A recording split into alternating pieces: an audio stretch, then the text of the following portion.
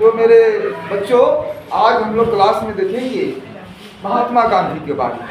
महात्मा गांधी से क्योंकि बहुत सारे क्वेश्चन राइज होते हैं आपके बीपीएससी में, कंपटीशन में, रेलवे हो या एसएससी हो या ग्रेजुएट लेवल की एग्ज़ाम, तो महात्मा गांधी एक महत्वपूर्ण टॉपिक्स होते हैं। इस टॉपिक से जो है ना ढेर सारे क्वेश्चन आपको राइज किए। तो मैं चाहता हूँ कि इस टॉपिक को ऐसा कंप्लीट करा दूँ आपको जिससे कोई भी क्वेश्चन आवे आपके किसी भी बीपीएससी में, यूपीएससी या कोई भी लोअर एग्जामिनेशन में भी कोई अगर क्वेश्चन आता है महात्मा गांधी से जुड़ा हुआ तो छूटे। तो हम लोग देखते हैं क्या है जो महात्मा गांधी क्या है।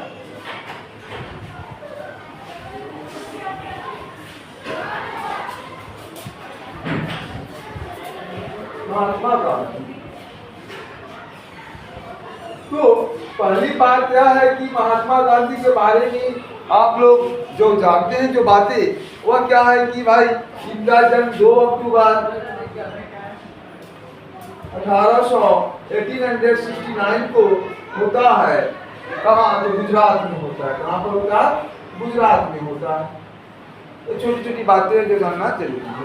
अच्छा, इनके पिताजी का नाम क्या होता है भाई? करमचंद गांधी होता है। क्या होता है? करमचंद गांधी होता है इनके पिताजी का नाम।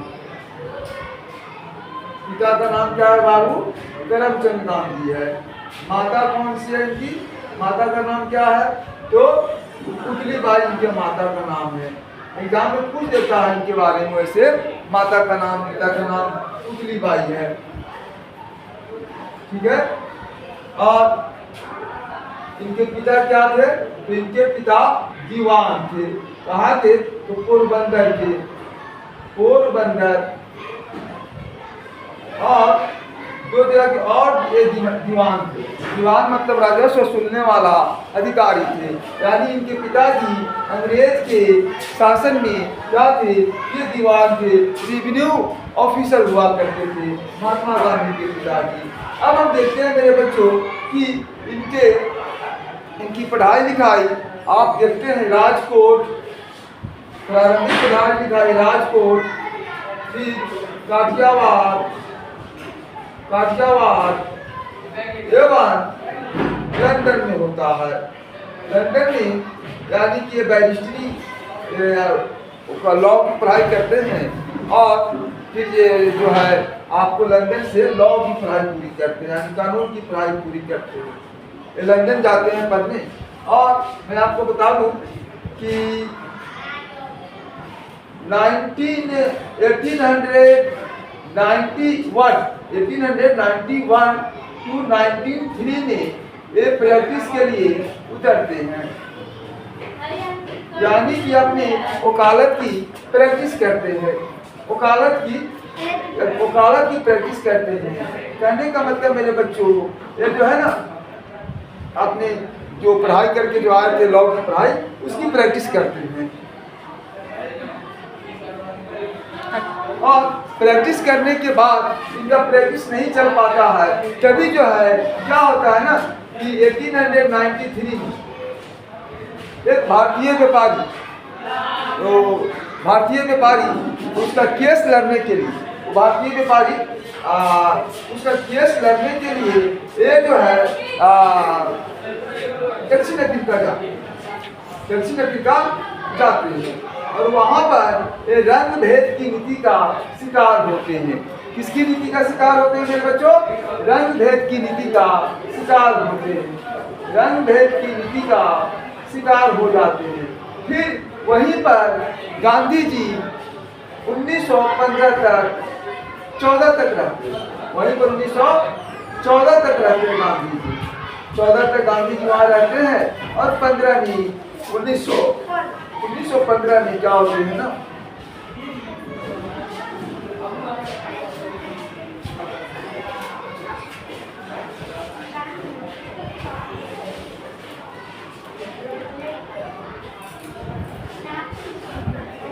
वापस भारत पहुंचते हैं।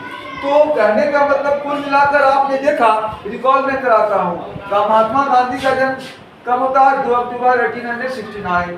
कहाँ पर? गुजरात में पोरबंदर। कहाँ पर? पोरबंदर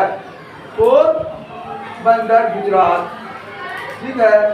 और ये जो है इनका नाम क्या होता है, मोहनदास होता है। क्या नाम होता है इनका बच्चों, तो मोहनदास इनका नाम होता है, मोहनदास। क्या नाम होता है मेरे बच्चों, मोहनदास, मोहनदास।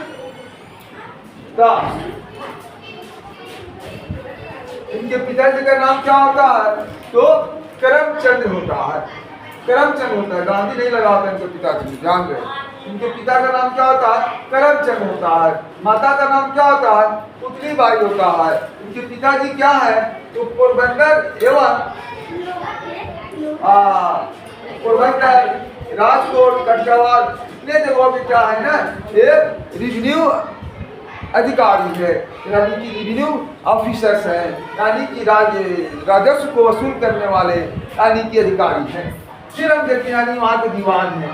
फिर महात्मा गांधी की जो पढ़ाई लिखाई होता है, जो लोग प्रारंभिक पढ़ाई लिखाई का आपको गुजरात में ही होता है, और वह जगह राजकोट, कठियावाड़। और फिर जब उच्च स्तर की पढ़ाई के लिए, लॉ की पढ़ाई के लिए ये जो है लंदन जाते हैं, और वहाँ से बैरिस्ट्री करके वापस आते हैं, और 1891-93 में अपना प्रैक्टिस शुरू करते हैं, वकालत शुरू करते हैं। लेकिन वकालत इनका नहीं चल पाता है।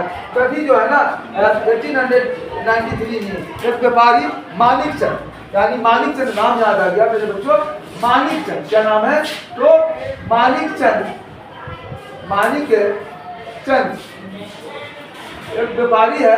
उस व्यापारी का केस लड़ने यह दक्षिण अफ्रीका जाते हैं, और वहां से जाने के बाद केस में इनको सफलता मिलता है। और फिर वहां पर रंगभेद की नीति का शिकार हो जाते हैं, क्योंकि अंग्रेजों का ही वहाँ पर शासन होता है। और अंग्रेजों का शासन होने के चलते जब केस में सफलता प्राप्त कर लेते हैं और ट्रेन से कहीं जा रहे होते हैं, तो ट्रेन की बॉगी से, फर्स्ट क्लास की बॉगी में चढ़े होते हैं, तो वहाँ का जो टिकट कलेक्टर होता है, टिकट मजिस्ट्रेट, वो कहता है कि यह जो है कुल्ली वकील कहता है, कुल्ली लैयर के नाम से इनको पुकारता है। यानी कि इनको काला रंग देकर इनके साथ भेदभाव किए जाते हैं, इनके साथ गलत व्यवहार किए जाते हैं, और इनको ट्रेन से फेंक दिया जाता है। फर्स्ट क्लास बॉडी से इनको बाहर की ओर फेंक दिया जाता है। और तभी इनके मन में बैठ जाता है कि मैं इस रंग भेद की नीति के विरोध में अपना आंदोलन करूंगा, और इसमें अंग्रेजों को मैं डिफीट करूंगा। तो फिर ये रंग भेद की नीति के विरोध में अपना आंदोलन शुरू करते हैं, कहाँ, दक्षिण अफ्रीका में। और वहाँ पर ये सफलता पाते हैं, अंग्रेजों को झुकना पड़ता है, और 1914 में वहाँ से चलना शुरू करते हैं आपको दक्षिण अफ्रीका से। और क्योंकि पहले तो प्लेन नहीं था, 2 घंटे या 4 घंटे में उड़ा सकते थे। पहले तो क्या था ना, पानी वाला जहाज हुआ करता था, और उसी पानी वाले जहाज हुआ करता था, और उसी से लोग आते जाते थे, तो साल भर लग जाते थे। तो 14 में वो चलना शुरू किया लंदन से, 15 में पहुंचे, और 15 के बाद भारतीय राष्ट्रीय कांग्रेस में सक्रिय हुए, और यहाँ के राष्ट्रीय आंदोलन कर रहे थे। उनके बच्चे कितने थे, तो 4 बच्चे थे बाबू उनके, हरिदास। इनके बच्चे जो है ना 4 बच्चे थे। इनके बच्चे के बारे में भी कल हम चर्चा करेंगे। फिर हम चर्चा करेंगे आपको और भी जो सामान्य जानकारियाँ है इनके बारे में हम लोग कल चर्चा करेंगे। महात्मा गांधी के बारे में जो इनके पहले जो छूट रहे हैं उसके बारे में कल हम लोग चर्चा करेंगे। आज इतना ही।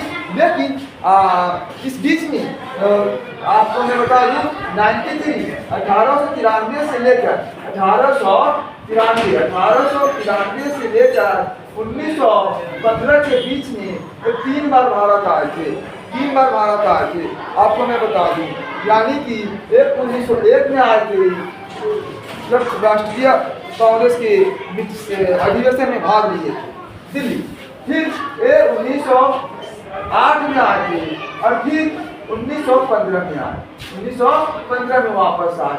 मेरे बच्चों, तो कहने का मतलब कि गांधी जी के बारे में जो सामान्य इन्फॉर्मेशन था, बेसिक इन्फॉर्मेशन, वो हमने देखा।